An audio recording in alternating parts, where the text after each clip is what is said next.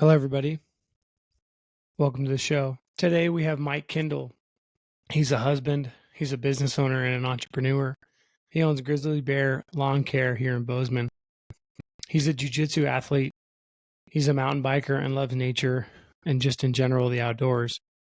On this podcast, we discuss growing up in Wyoming and working through tough challenges and making difficult changes in life through self-determination and self-discovery. Mike shares some of his deepest stories with us throughout the podcast. This is a great listen and a reminder for anybody who's going through tough times and wants to improve their life. We really enjoyed our time with Mike.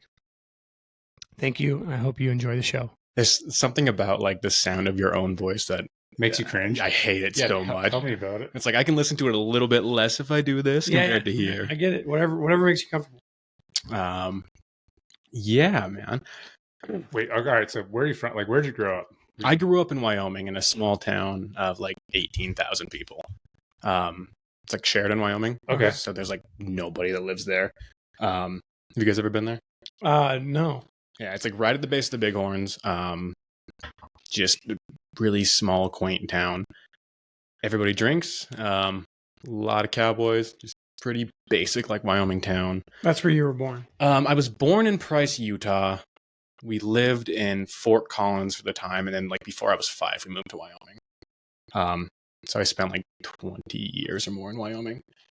Yeah, I'm trying to think of like where to start.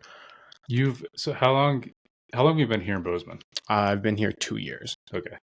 Did you train jiu-jitsu before here or no? No, I did Wing Chun for like 3 weeks. What's that? What is that? Wing Chun is like Asian Kung Fu. Okay. Yeah. I don't know.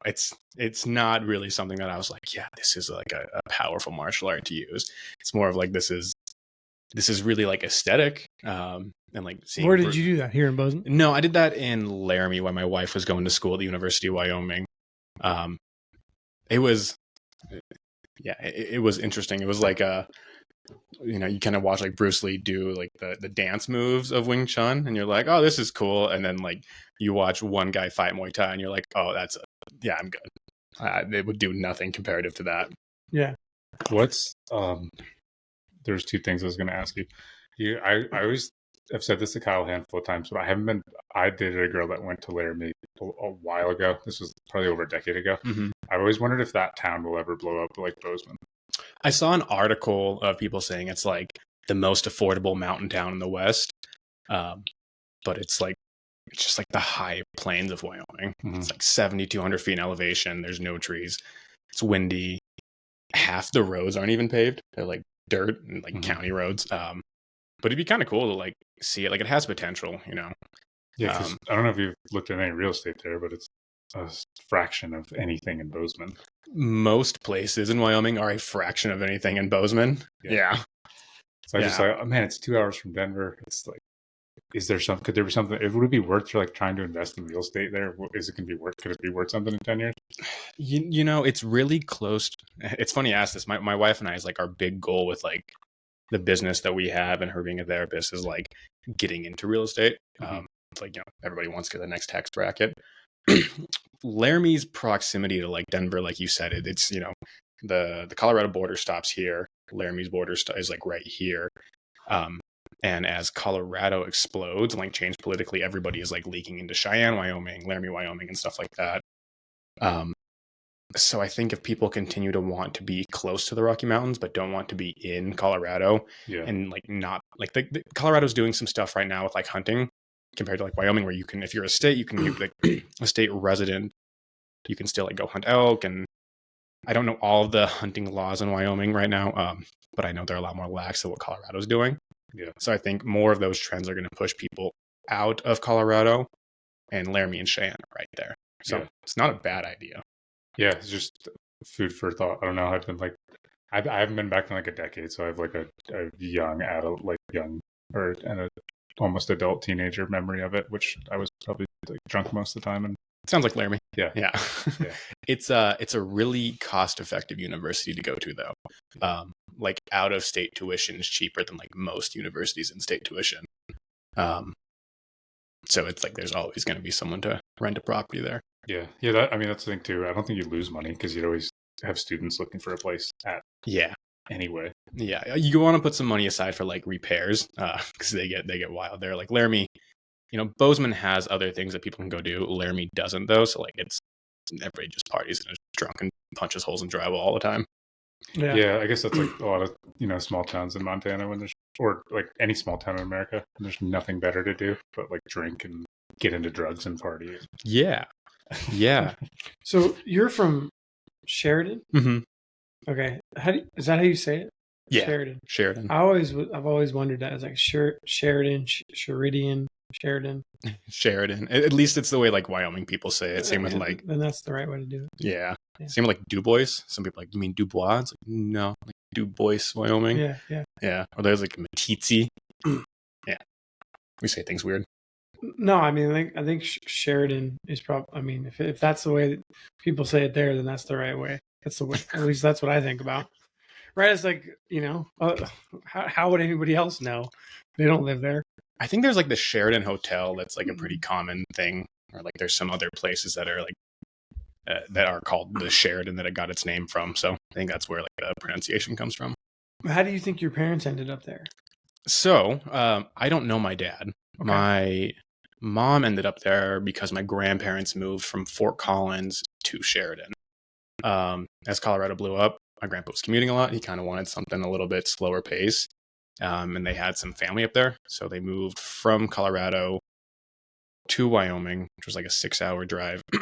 I moved with my grandparents, and then my mother moved like up like a couple months later. Yeah. Okay. Cool. How far is Sheridan from, let's say, Denver?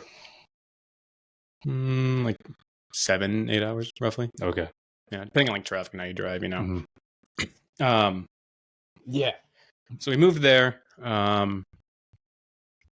Sheridan's a lot different than Colorado and like that whole state. It's not very diverse at all, and it's very like Wyoming's been doing things the same way for like 300 years. Mm-hmm. And if you don't do things the same way, sometimes they're like, we don't like that. Sure. So I didn't quite like fit in like school. So like I switched like elementary schools a lot, and then like I spent time at like a Catholic school. None of which like were great for like making friends or like building community.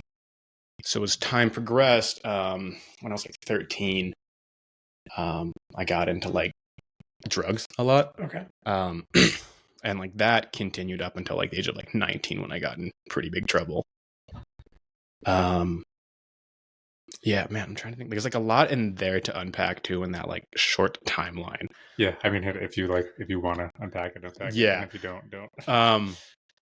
When I was 14 in Wyoming, if you like miss too much school, they'll put you on probation for truancy, which is just like you skip school, so they like start UAing you and like you get your check-ins and stuff like that. And at that point, I was like, they're not going to care if I smoke weed at 14. So I was like, I'll game the system because that's what you do when you're 13 years old on probation. That didn't go my way. They threw me on what's called like drug court. So you like have to go into like group therapy settings for like drugs and stuff like that. And then every Tuesday or every other Tuesday, you go like in front of a judge. So if like you fuck up, I don't know, are we allowed to cuss on here? Yeah. Okay, cool. Every Tuesday, so every week. It was like every week or every other week. It was like super often though. So if you messed up, you were getting dealt with like immediately. So like after I was like on probation for like 3 or 4 months. They revoked it, threw me to a higher level of probation. And like the trend of just like trying to game the system continued. I'm sorry, so this is all through the school, just the school you're a part of, or the state, or? Yeah, so the school system pairs with like the state of Wyoming for it. Okay. It was like it's like juvenile justice, which is like a separate part of like our court system in Wyoming. They like, if you miss X amount, they send that to juvenile justice, and then juvenile justice like reviews your case. You go in front of a judge, and then they're like, either X, Y, and Z, is it like reasonable that you were missing school, or is it not? And then they sentence you accordingly. It was not reasonable. I was just like, I'm going to skip class and I'm going to go smoke weed in the car, or you know what I mean? When you say game the system, what was your goal? And like, what were you trying to game? I was like, I can smoke weed or do other substances and not get caught. Okay. UAs are pretty good at like catching you if you're smoking weed. UA. Yeah, you like a whiz test, like a urine analysis. Okay. Yeah. UA. Okay. Is weed, marijuana still illegal in Wyoming? It's very illegal in Wyoming. I was gonna say, because like, I don't know, it was after I moved here is when they legalized it here in Montana, and I was kind of surprised. It's like I think a lot of parts of Montana are the way you describe Wyoming too. Yeah. Smaller towns, cities. Yeah, and I think most of the residents of Wyoming are like, they keep it very like low key. They're like, weed's not bad. And like even like, so I didn't stop getting in trouble for weed up until I was like 19. Yeah, but at the time, right? Go back, whatever. We're talking like what? How old are you now? I'm 25 now. Okay, so we're talking more than 10 years ago, basically, Mhm. right? The whole world really didn't accept weed, right? Or the whole country didn't really accept weed 10 years ago. Like there It was maybe Was there maybe the West Coast, and like, yeah, but was there even one state that it was legal in? Colorado was the first. Yeah. Yeah, but I don't even think that was 10 years ago. It was actually 2014 when it was Colorado and Washington that both legalized weed.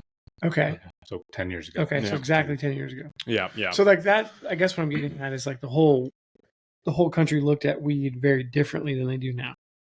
Yeah, And that factored into how people thought about it, correct. and all that whole thing. Yeah.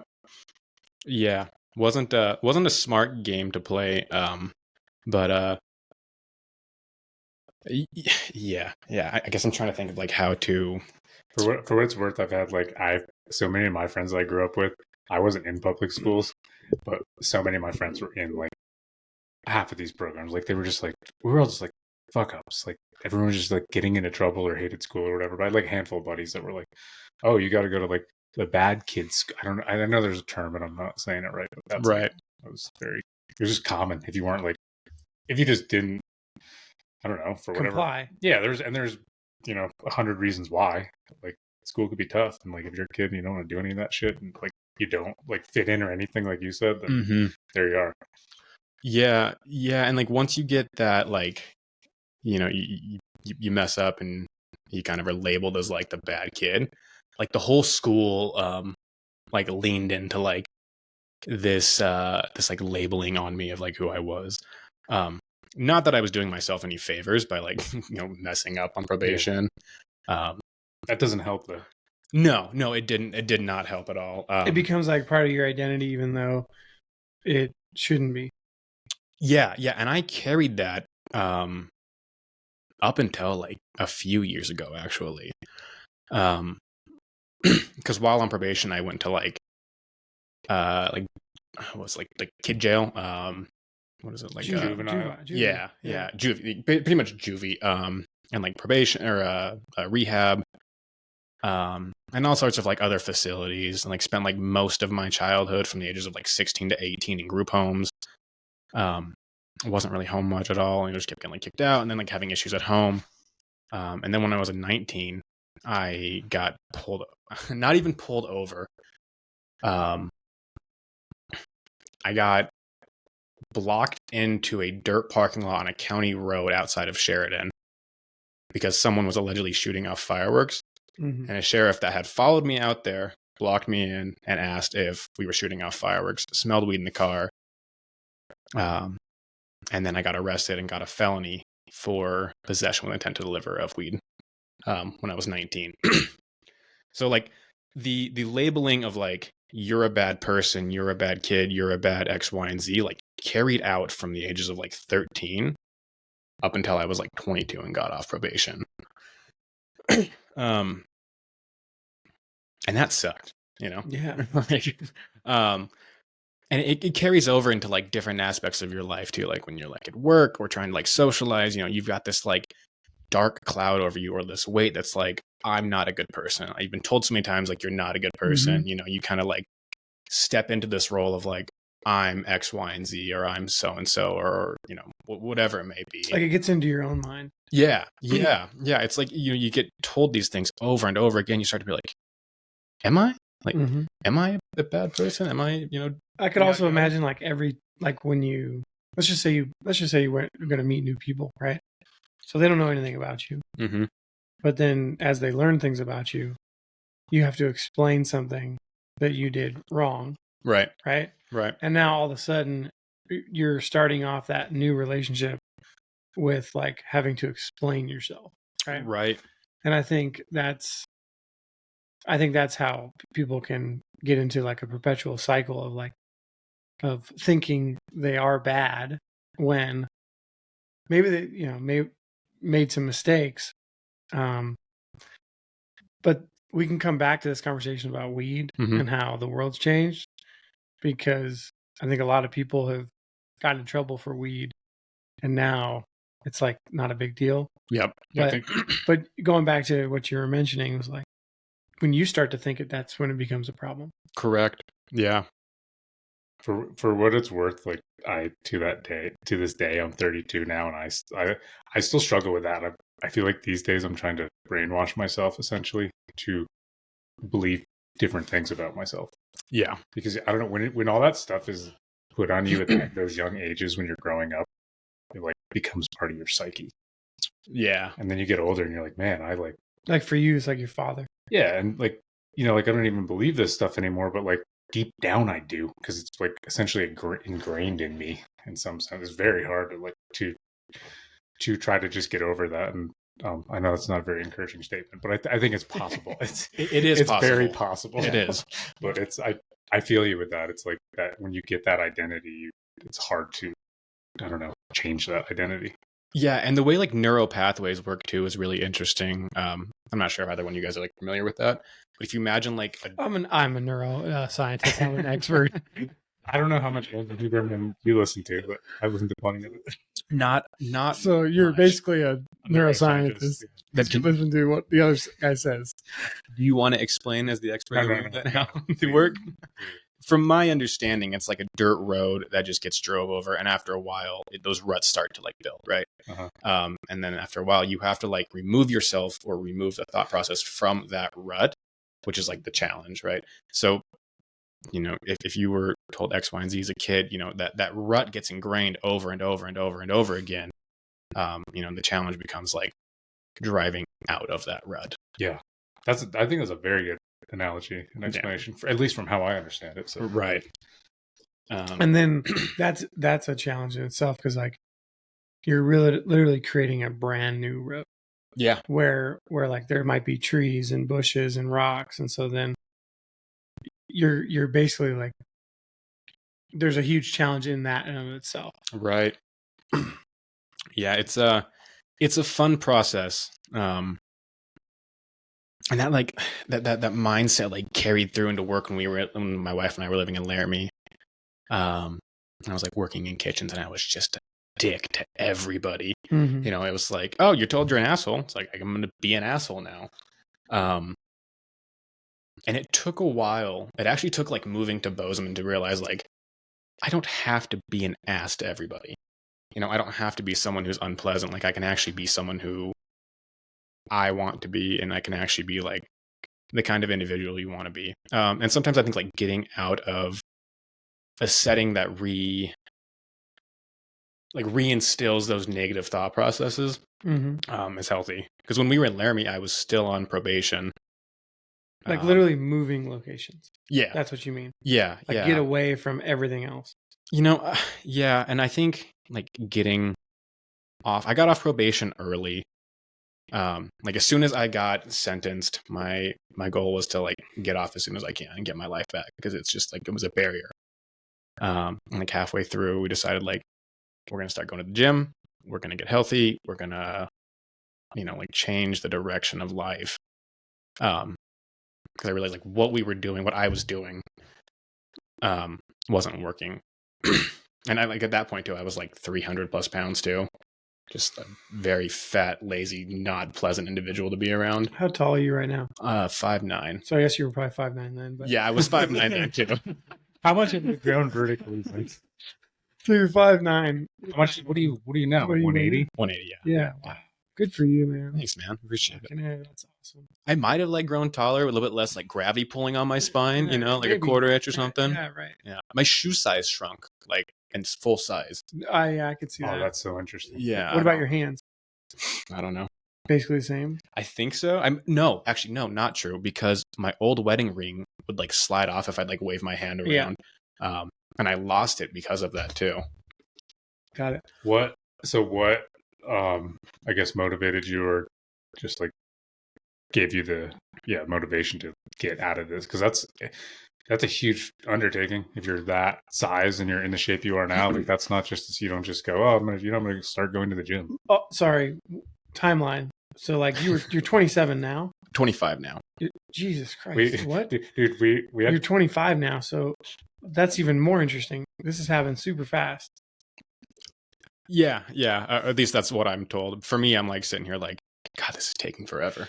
Well, no. Welcome to the club. But you were on probation until you're 22, and you were living in Laramie until you were 22? We were living in Laramie until I think we were 23. Okay. 22 or 23. And then, so you've been in Bozeman for 3 years now, two or 3 years. It'll be 2 in June. Okay. And how long have you been married? Your wife's same age as you, younger than you? Yeah, she's 10 days older than me. Okay. Yeah. Cool. She's very proud of that, which is like why I'm willing to be like, yes, my wife's older than me. Cool. Yeah, it'll be 2 years in June.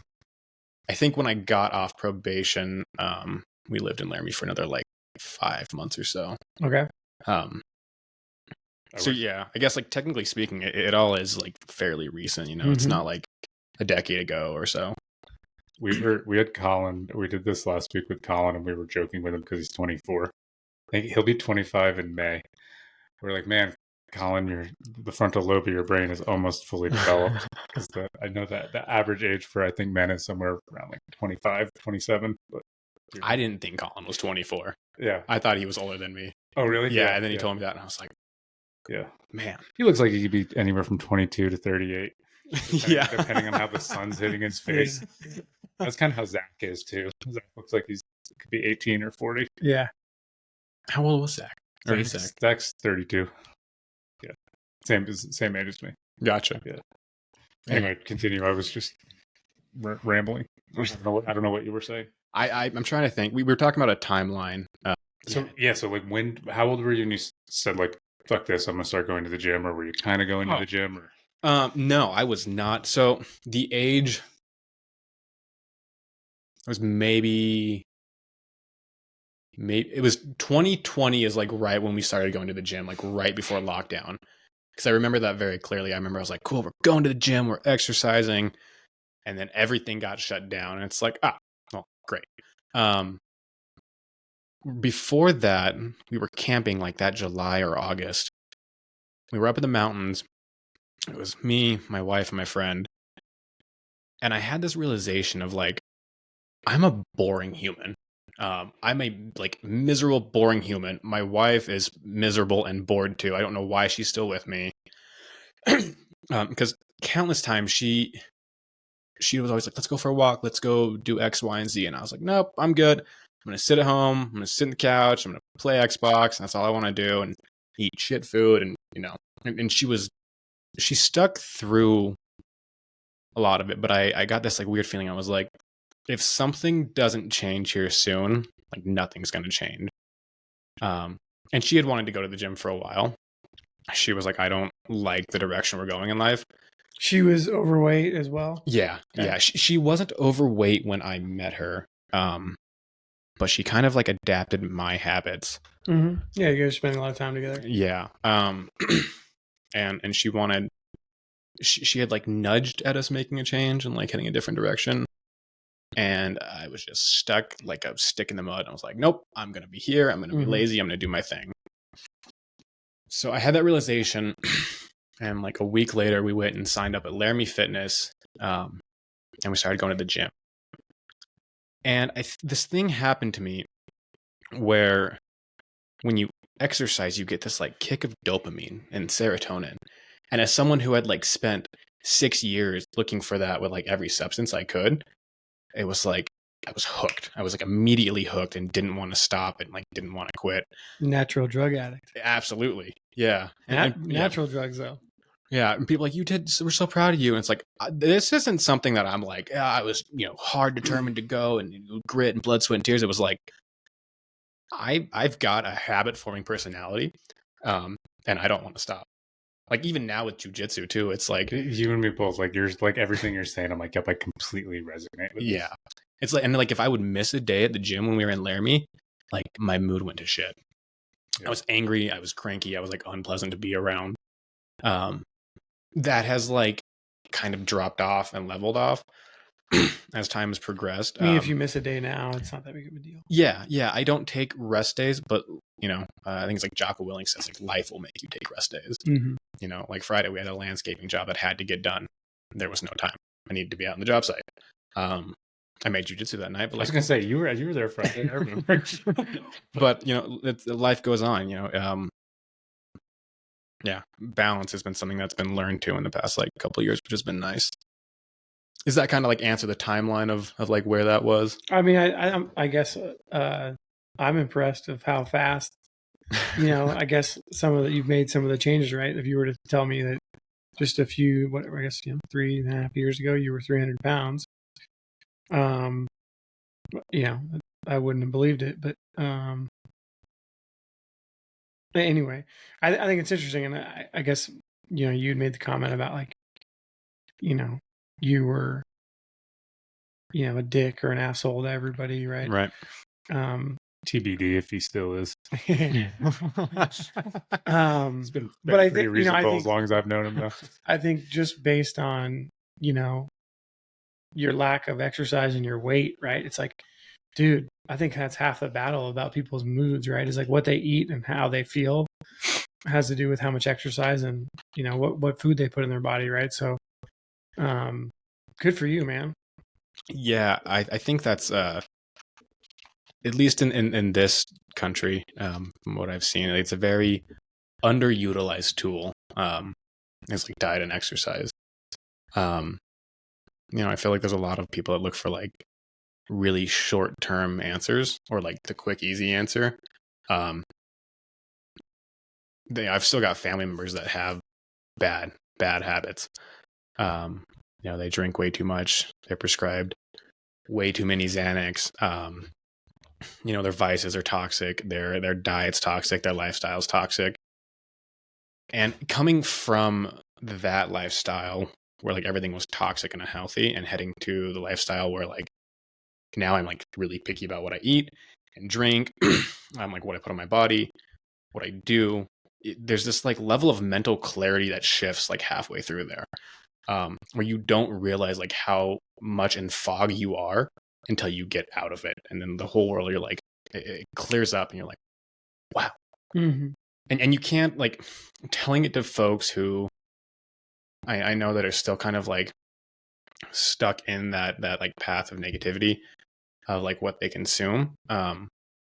You can't explain it to them like until you experience that clarity and like stepping out of that fog. Like you don't understand it's there. Like you can't see it until you're there visualizing it. Does that make sense? I think it makes complete sense. I mean, you're a product of your environment, right? And like if your environment is all fucked up, then you're all fucked up. And as you can like, you can be super disciplined on like certain things, right? There's like different elements that you can kind of almost like put in silos, and you can isolate that silo, right? But if in general, all your silos are in an environment that's fucked up, you're all fucked up. Yeah. That's kind of my thought. And I think we constantly trying to improve your environment. Yeah. Another way of the saying I've heard is you can't see the picture when you're in it. Yeah. And like I had to think about that one for a while till I understood like But it like, you know what I mean? Like that's I grew up on the other side of the country, and there's just so many things I did and said, and and ways I lived that I just had no awareness of.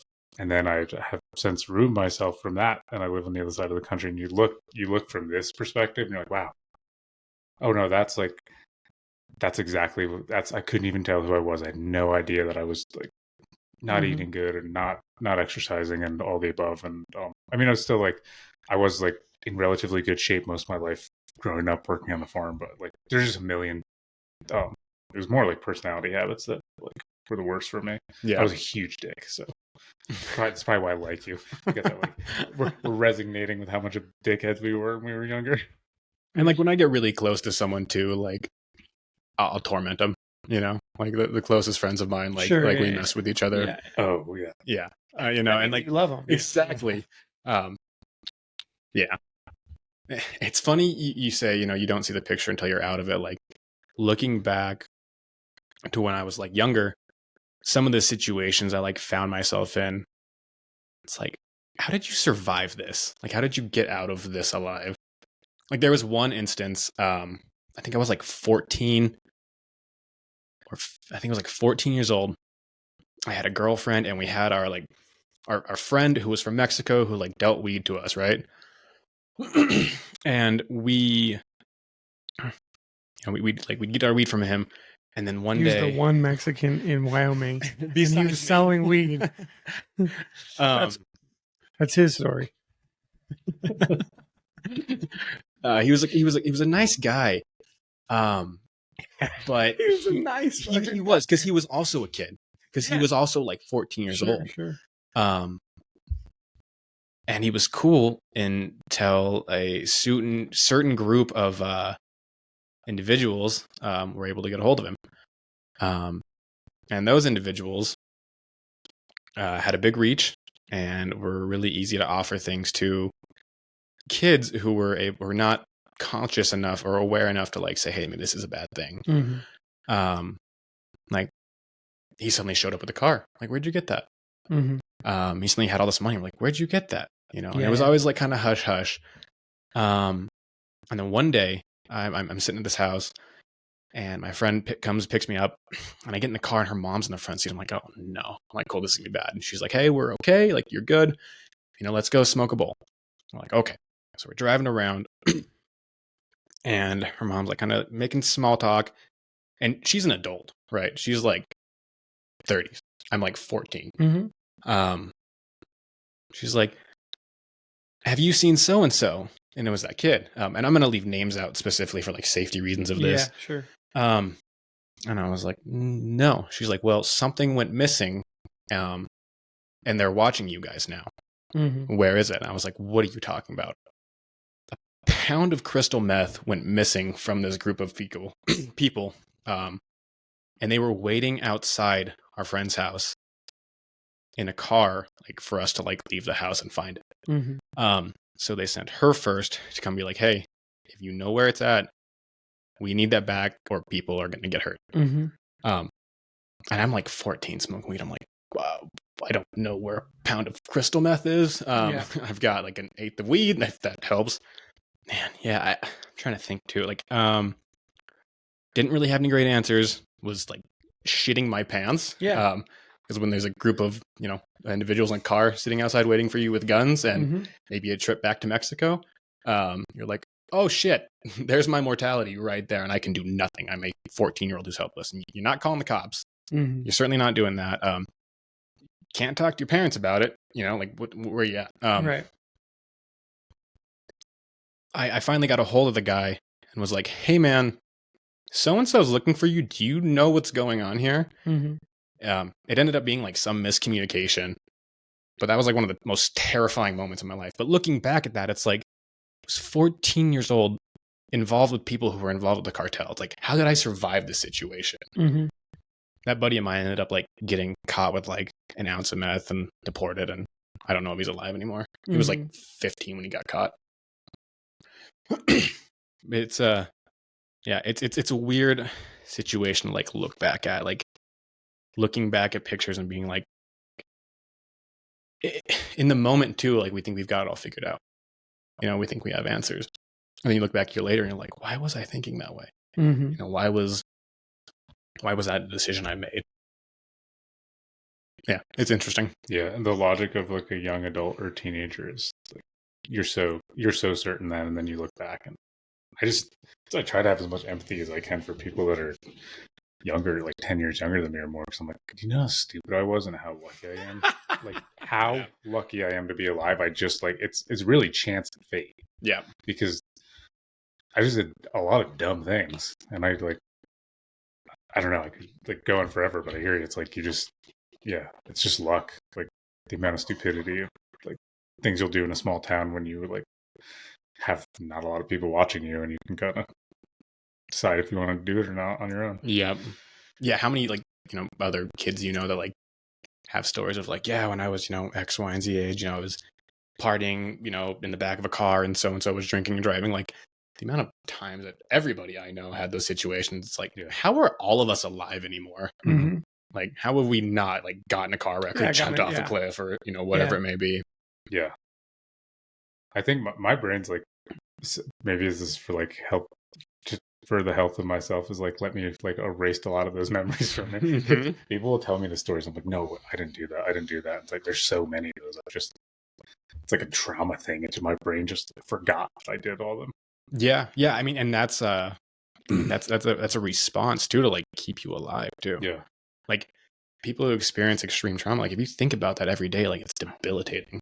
Like if you can't sit and just ponder about it, your brain has to like move forward and process it.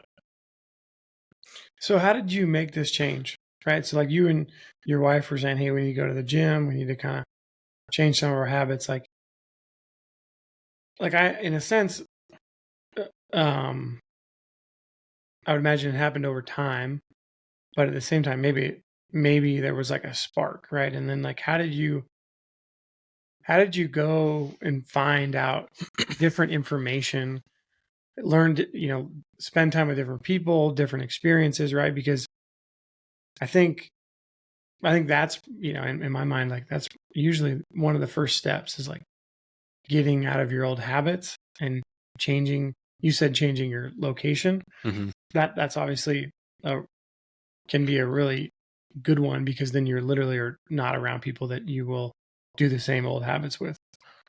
I think the first caveat that changed years before like any of the gym started was actually like getting in trouble. As much as I hate having that on my record, and like have had to separate from that, I was gonna do the same shit every day unless something changed. God, sorry, I'm like freezing cold, so I'm like I can feel myself like shivering in here. Let's put the heater on, or do you want a jacket? I've got a jacket in my truck too. I don't know if you want to pause this or anything. Go grab your jacket. Yeah, cool. Go grab your jacket. We should have stoked a fire. I can like feel myself shaking, and I was like, is it worth trying to get a fire going, or probably not? I can. Yeah. I guess it is kind of chilly down here, isn't it? Like,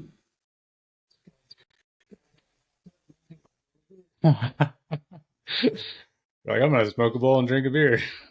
Dude, no worries. We're trying to figure this out, so we should have the climate better. And we did a few like when it was colder, and we had the fire going. That was toasty and nice. Yeah, especially if you're sitting where you're sitting. The biggest side effect of losing weight is being always cold. Oh, really? Yeah. So you were like, you felt significantly warmer then? Mm-hmm. That's interesting. I'm cold enough, and I'm not like, I guess I don't have a lot of fat to keep me warm, so I didn't know, like, yeah, I guess I didn't ever think about that, if I had a bunch of extra weight, if that would keep me warmer or not. It's like bears, man. Yeah, makes sense. Bears fatten up in the winter, it keeps them alive. Yeah, that makes sense. Yeah. What were you saying before, or Kyle? You were prying about how did you change your life? Yeah. The catalyst, I think, was getting in trouble and realizing like these people aren't your people. The community I had built was other people that were doing drugs, making bad choices. And when you get in trouble, you suddenly can't do that anymore.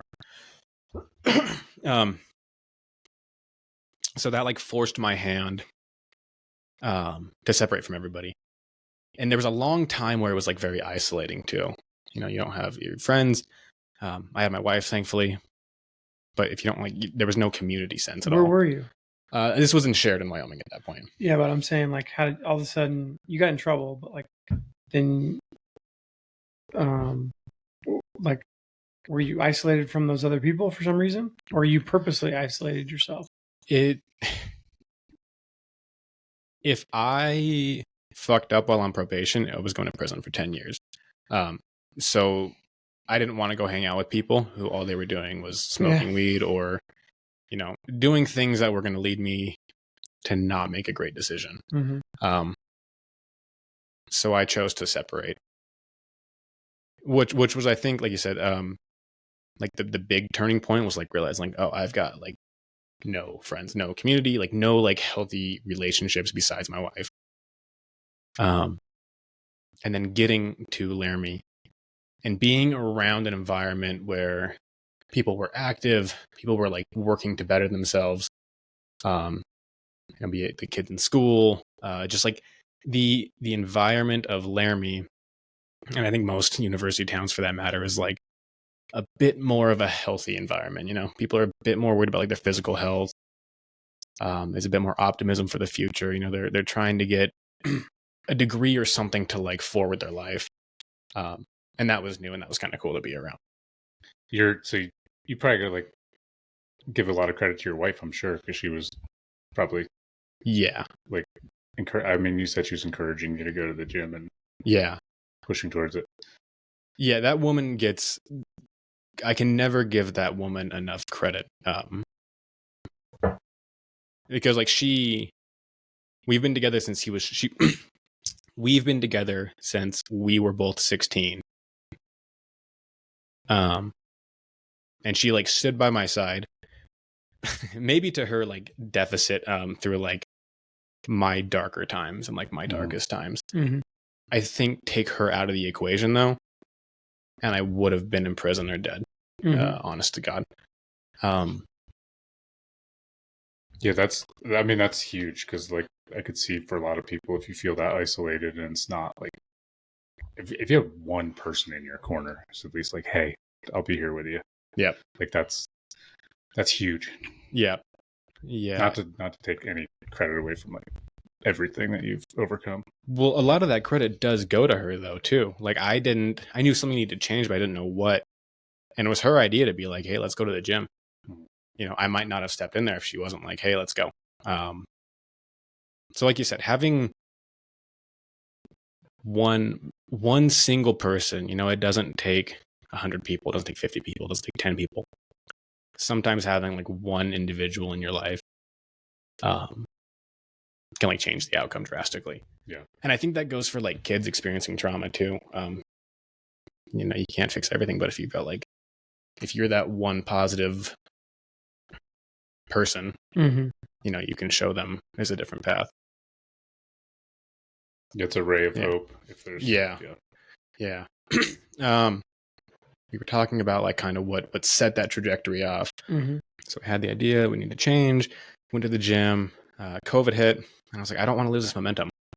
I was noticing changes. I was like, I feel happier, I feel better, I have this feeling of purpose, you know, an improvement. And I think one of the keys to happiness that I learned is like working towards something, you know, and like seeing yourself make progress in something is super important.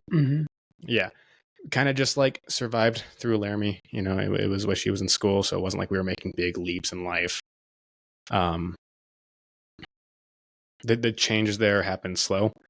It was like going to the gym, and then it was like slowly cutting out foods, you know, stop eating fast food, stop eating, you know, processed food. And just kind of like slowly shifting what we had in our life as far as like people, food, and like what we consumed as far as like media and like TV and stuff like that too. It's a process, you know. I think a lot of people who haven't made any changes are like, there's this fear of like everything you're doing has to change instantly, but it takes time. You know, it's like jujitsu, like going in, like you're not going to be great the first day. You're not going to be great the first week. You're not going to be great the first year, the first month. It's these small itty bitty little changes that like over time add up and make huge changes. When you said like, what like media you consumed, were you like listening to podcasts, were you reading books? Like, was that new to you? Yeah, I wasn't consuming anything good. I was consuming like mindless TV, like Family Guy, cartoon, like nothing wrong with that, but like there was nothing that was like helping propel me in any positive direction. It was just kind of like consume. And that slowly shifted to like, oh, look at this podcast I can learn from. Look at this book that can teach me about like investing, or like principles of life, or like self-growth or stuff like that. And changing how I spent my time, from like, I can sit here and just like watch some TV show I've seen 10 times, or I can take this time to like learn about a subject, was big too. Do you have trouble now, like balancing it? Yes. Yeah. Too extreme with everything. Yeah, I have to take breaks because sometimes like I'll be at the gym and I'm like, I just want to listen to music today. I don't want to like fill my head with 15 different podcasts about like the financial state of the world right now. I just want to listen to music. I want to lift my weights and I want to just like enjoy the day. I don't know what the hell it was. Like one day I sent Kyle a podcast and I don't know what it was, but it was like, it's probably like, what's wrong with you? What like, happened to you? We have this running joke with my brother of like the most insulting like self-help book you can give to somebody else. And there's this one I just like sent him the picture of it and it says, it's just the title of the book is "What Happened to You?" with a question mark. I sent Kyle this podcast or something. He like texted me back. He's like, "Are you trying to make me crazy, man?" But he was probably like in this like where what you were saying, and I get there sometimes. Like I can't consume any more information today. Like I can't fix any more problems. I just gotta like, just want to listen to some music and chill. Yeah, I don't know if you experience that, but do you like feel the pressure of like timelines of just existing starting to weigh on you too? Yeah.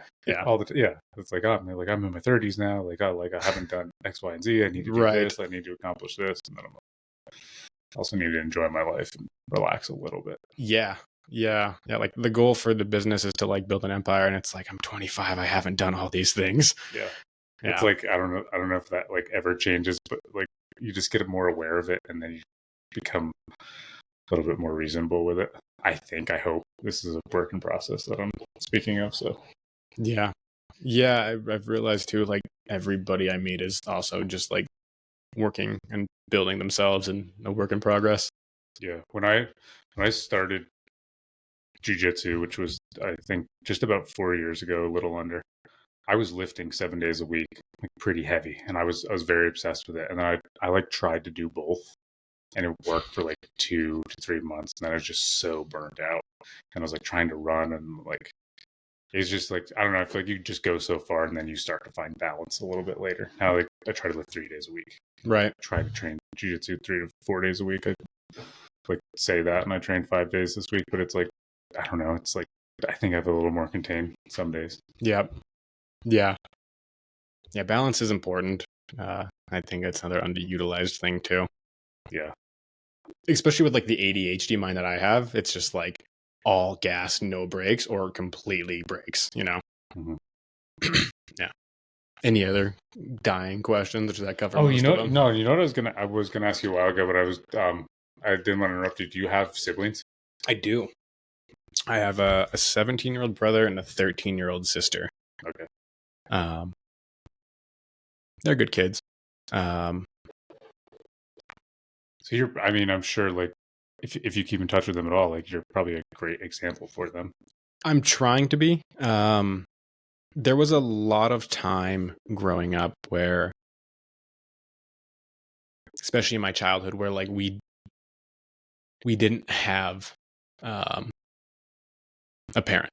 Mm-hmm. So like I was a kid raising kids. For like most of that time I was in trouble too. Other things like alcohol were a much higher priority than we were. Mm-hmm. And it kind of goes back to like that isolation. So it's like this is what your environment is. This is what you're seeing. Needs aren't being met. I can take this substance and like feel better. Mm-hmm. Right. And I think that played a big factor into that. And that's not always like even conscious. No. That's no. a subconscious thought. That's Mhm. like, turns into a habit. Yeah. Yeah. It's like self-soothing. Mhm. Yeah. Are they're in Sheridan? They are in Sheridan. Yeah. Yeah. They're going to experience some evolution too of them too. I can see some of the problems from when we were younger starting to like leak out into like certain aspects of their life. Yeah. Mm-hmm. We actually tried like assisting my wife and I when we first moved here. We brought my sister up here for like 6 months and had her move in here to just try to like offer that light, and help. And she did great when she was up here. She kind of like stepped into herself. She got, she was healthy just because like we weren't saying like, you have to do this. We're just like, this is just what we do. This is just, we have a schedule. We go to bed. We don't eat processed food. We cook dinner every night. We're honest. We don't yell in the house. We're, not like these are like hard rules. It's just like, this is just how life was here. And we brought my sister up here for that, and she thrived in it. Mm-hmm. Sorry, how old is she? She was 12 at the time, and she is now 13. Okay. So I've got like an 8-year gap between my brother and me, and a 13-year gap between my sister and I. Mm-hmm. I think a lot of kids crave that structure. I think it's really important. I think the guardrails are super important. Yeah. Not like, obviously not too over the top, but no, but you need direction. Yeah. And I think that was kind of what led, one of the parts that really led to like me making the bad decisions I did, is it was like with being a kid, raising kids, it's like you are not supervised for days at a time, Mm-hmm. And it wasn't like, here's structure, take that structure around with it. It was like survive. And I think having like, an idea of like, here's the road, try not to go off in the ditch, but here's the road is important, like you said. Yeah. I mean, we saw that with my sister when she was up here. She thrived in it, and then we watched her go home, and we watched that slip pretty quickly. Yeah. Even like if it did slip, like I still feel like what you did is the importance that could play long term, because for 6 months she saw, like, she now has the awareness of another option. Yeah, that's what we really hope to. And I don't want to, shit on anybody of my family, and there's also like issues that need to be addressed at the same time. Mm-hmm. But yeah, that's kind of our goal with it too. Is she wanted to go home at that point. So I hope it does, because I don't want either one of those guys to like go through the situations that I went through as a kid and like end up in situations where it's like, this is dangerous to your health and life. Yeah. I think we're gonna bring my brother up here this summer for a couple weeks or months and like see if we can just kind of like show him the ropes and like, hey, you can do the Wyoming thing, which isn't necessarily bad. I was like, but there's this whole other world out here. Yeah. And Bozeman's not like a huge city, or we're not crazy, but compared to where I grew up, it's like it's so vastly different in so many great ways. Yeah. You could put him to work too, right? That's the point. Yeah, that's the big goal. Yeah.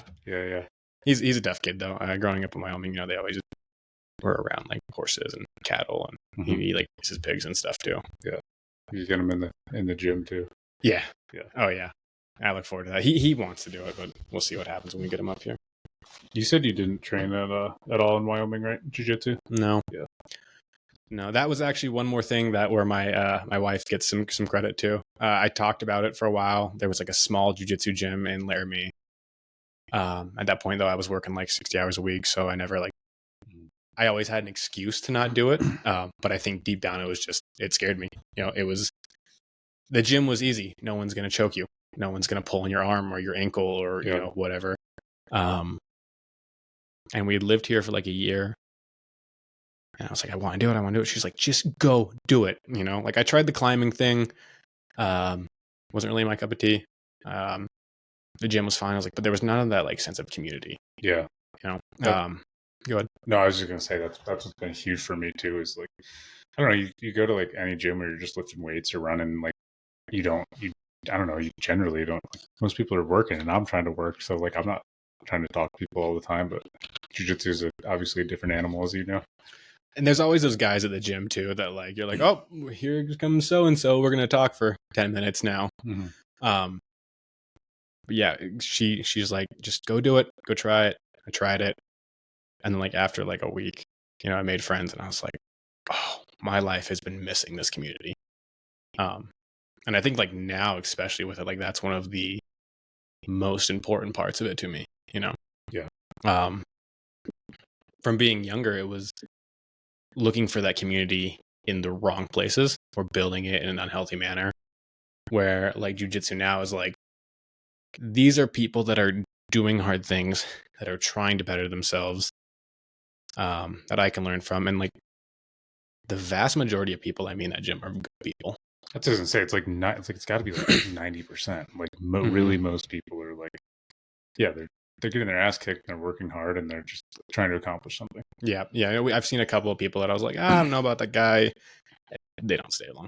Yeah, yeah, and that's fine. Like most of the people weeds out like that. Like, if they're just getting their ass kicked, or yeah, I don't know, it's like they have a too sensitive of an ego, and yeah, it's for the best. Yeah, or and I think that's it weeded out Kyle. Yeah. Oh no. Sorry to put you on the spot right there, man. It's all good. It's not for everybody. Like some people just don't want to do it. Yeah. I've tried like bringing people I know in there, and they're like, I'm good. Like having this smelly person on top of me sweating in my eye is not my cup of tea. And I was like, what do you mean? And that's like, well, like, that's fair. You have like healthy relationships and don't want someone sweating into your eyes. Yeah, you're just like, oh, you've got like two parents, and you're like, healthily, and like you're like, it's like, oh, okay, yeah, I guess this is actually a me problem. Yeah, I've realized that too. Like, oh, you can't, like, it almost like, because for some people it becomes a religion and a cult. It's like you want everyone to do it. Yeah.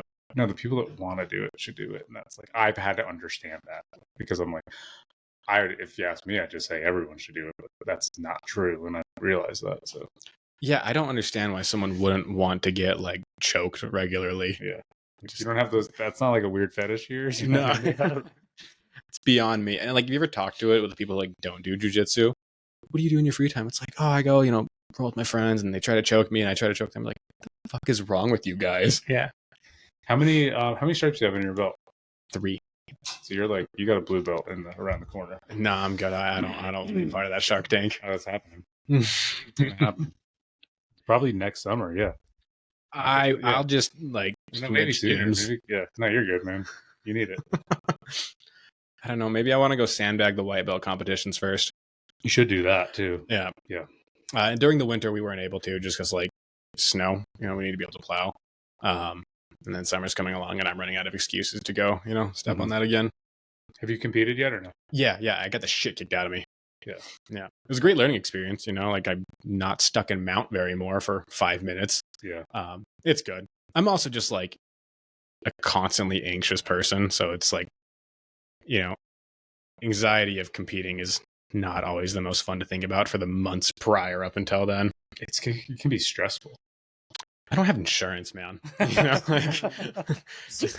too. That's a whole other element of stress. Yeah. And like, I'm not trying. I will do it, and I also come to terms with like, I'm not trying to be Gordon Ryan. I'm not trying to go to ADCC. I'm trying to build a business. I need to have both of my arms. So legs, feet. Yeah. My knees in particular. Yeah. Like balance. It's important to remember if you're not trying to go pro, that you need to go to work tomorrow. Mm-hmm. Yeah. I know I asked Colin this, so I got to ask you, what's the most important thing jiu-jitsu's taught you? Oh, that's a good question, man. Yeah, you had a really good answer, so you're on the spot. Oh, man. It was probably a good ego check. It was like probably one of the better things. That was really important. Man, yeah, you really threw me on the spot by No, telling no, me he fine. had a good answer. Yeah, but come back to it. Think about it for a while. Colin was probably like searching like Chat GPT under the table with his phone, and that's probably why that answer was so good. I don't know if jujitsu taught me this, but it definitely played into it of just like do the hard things, you know, do things that aren't easy. And, you know, only being a white belt, I don't have all the experience to like bring it into life. Like I was asking coach one day, he was talking about like how, you know, when you've been doing jujitsu for so long, you realize problems in life just happen. I was like, how do I bring that principle into life? He's like, you don't be a white belt. And I was like, fair enough. He's like, after a while, you kind of figure it out. You know, you get choked enough, you know, when you get to like blue and purple and you've had the shit kicked out of you so many times, it's a lot easier to be like, these problems aren't that bad. Yeah. And it like, what I can say, like, I've got 4 years, but like, it still feels like it never fucking ends. It's like, you still like, there's just still so much to learn and so much humility. And it's like, man, this is like, oh, cool. I want to do this forever because this is like correlates with life. Like, Yeah. I have so much to learn here. I have so much to learn out there. And this is all like one and the same. Yeah. Yeah. Ty told me once, he's like, when I was talking, like he was going to fight again, he's like, I don't want to be a white belt in life. Yeah. And I really like that. I was like, man, that's a good, I repeat that a lot in my head too. Like just have the humility that jujitsu teaches you everywhere. If it's business, relationships, just talking to people like on the street, like go into everything with that white belt mentality and like learn everything you can. Another thing Ty says that I steal from him, he'll be like, that's a black belt level move. But like with anything, like somebody just does something really smart, like that's black belt level thinking there. That's fair. It's just funny. I haven't had many of those moments yet, unfortunately. Oh, sure. Yeah, right. We all do every once in a while. We all just hit gold by accident. Right. Yeah. Yeah. I really still swinging for the fences. And that, yeah, it's like you want to like not be a white belt in life, or in jiu-jitsu though. So it's like you want to like, that's like when it comes full circle to the balance thing. Mm-hmm. Yeah, I think 5 days a week's pretty good balance right now for me. Yeah, that's like that's like more on the like, you're a little bit of a psychopath, like you have probably some addictive problems, but like don't worry, most of the people doing jiu-jitsu do too, so that's pretty normal. If like the weekend classes were in the PM, I would be there too. Yeah. But I want to go swing my kettlebells at the gym on my weekends, you know. Yeah. What do you like doing for workouts these days? What's your like primary workout stuff? I'm a really big fan of like kettlebells and like HIIT workout and like functional mobility. Mm-hmm. One thing with like the health aspect as I've gotten older, I realize is like you're still a kid as you've gotten older, and as I continue to get older, I want to like make sure that like everything I could do, just for the record, I could do anything when I was 25. I want to make sure that everything I can do anything when I'm 35 and then 45 and then 55. 37 in 4 days. Yeah. I want to like make sure I can have movements that I've seen people around me lose. Yeah. Like I've seen family members like age, and like if you don't use it, you lose it. You know, like there's guys in our gym who are like in their 70s that are doing things that like my grandparents and great grandparents can. You know, sure. So I've kind of focused on training to like less of like just trying to become a yoked meathead, and more of like appreciate what my body can do and things to like help my body as it ages too. I spend a lot of time working out as like punishment. Kind of like carrying that like label like I was talking about. I was like, cool, go to the gym and beat the shit out of yourself every day. And like as I've grown and everything in life has like changed, it became this like go into this with like push yourself, like, you know, try hard on things while also like enjoying it too, you know, kind of once again that balance like, you know, rears its head. I do think there's something to that though, especially as tell us some wisdom here, some well, no, an older man, some wisdom. Well, I think back to like, why are sports so good for kids, right? It's like that's an opportunity for them to get a lot of aggression out. Yeah. Right? Like in our society, you're not allowed to have aggression, right? Right. It's like almost like not acceptable to be like super fucking frustrated and pissed off.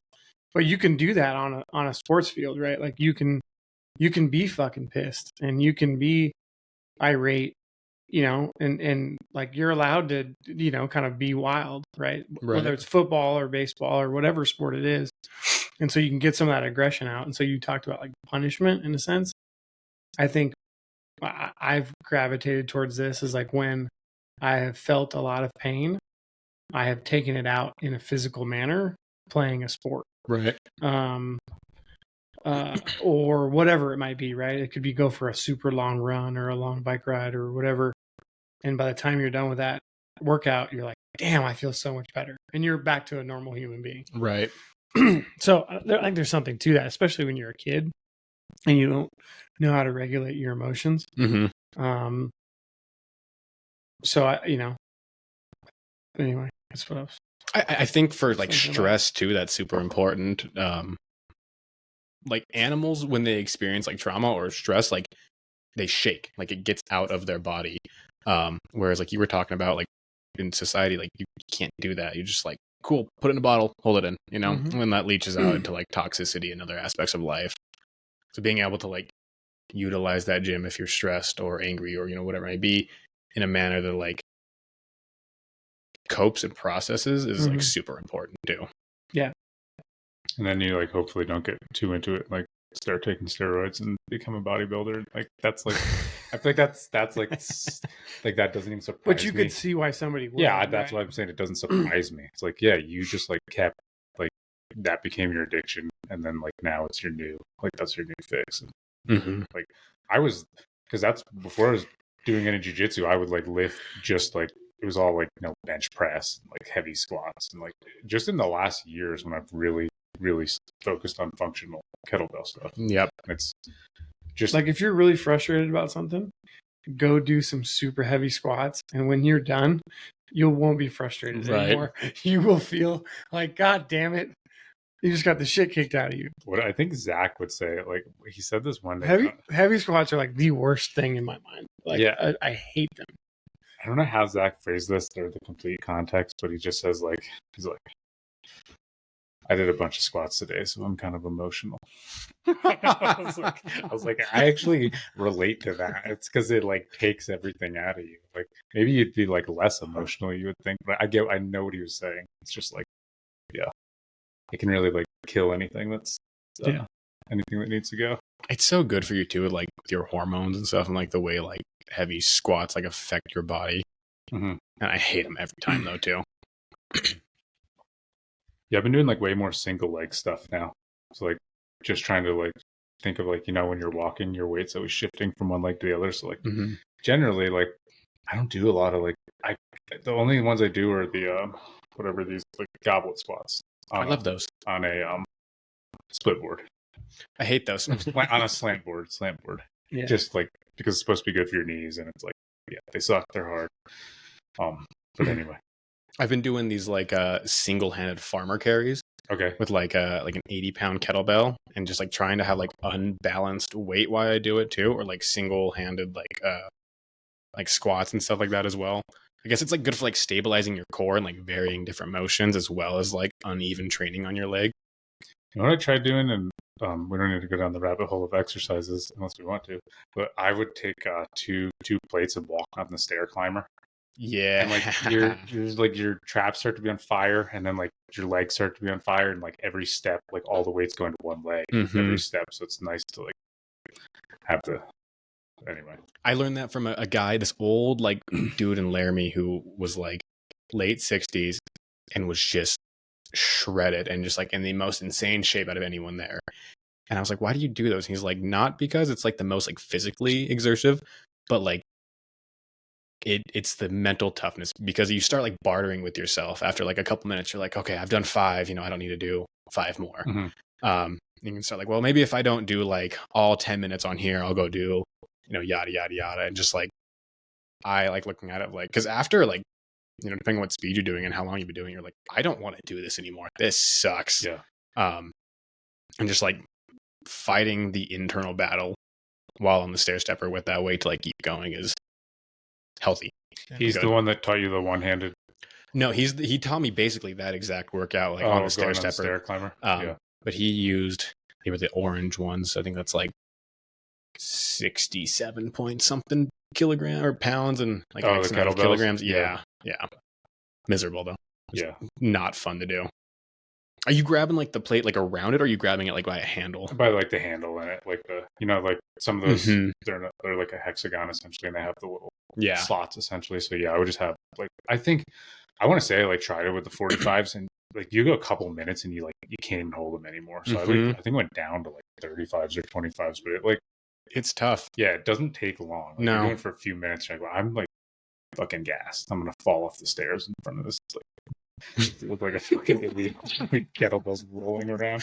I haven't done that in a while. I should do it now that I'm thinking about it. Yeah, unfortunately, I've also avoided it too, and now I'm realizing I have also we're all as soon as we're done recording, we're all going to go to the gym and start working out. We're all going to be pumped up now.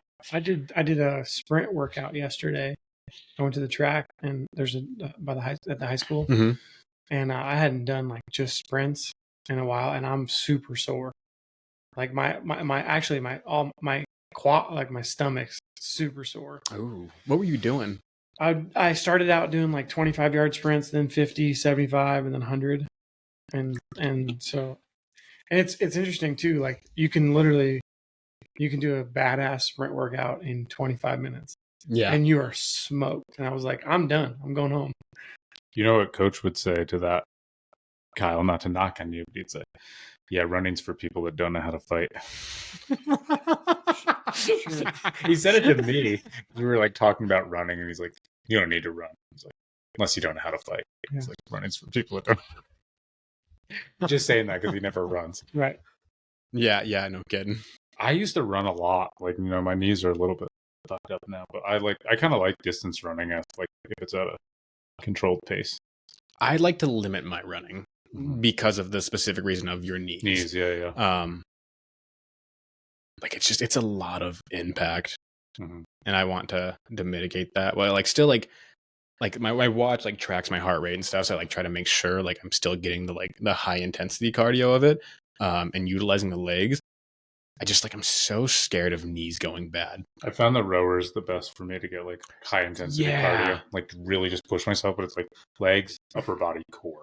But it doesn't feel I can sit there and my heart rate will be 145 to 160 on the row machine, and it's a totally different feeling than having that heart rate while I'm sprinting. Yeah, I don't know why that's I think it's so much from the legs. I don't know. I'm comfortable doing that for 5-10 minutes at a time, but if I'm sprinting at 160 BPM, I'm on death's doorstep, miserable.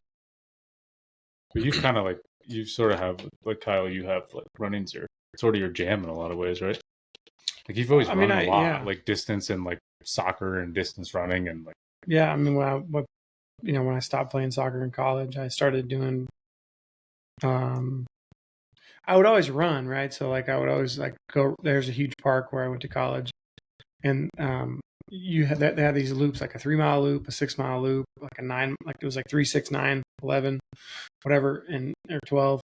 And so in the summer, one summer, I just ran a shitload just to stay in good distance shape.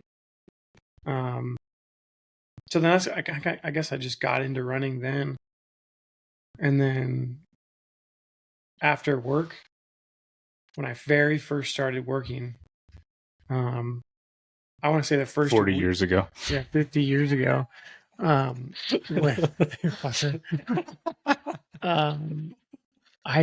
distinctly remember this.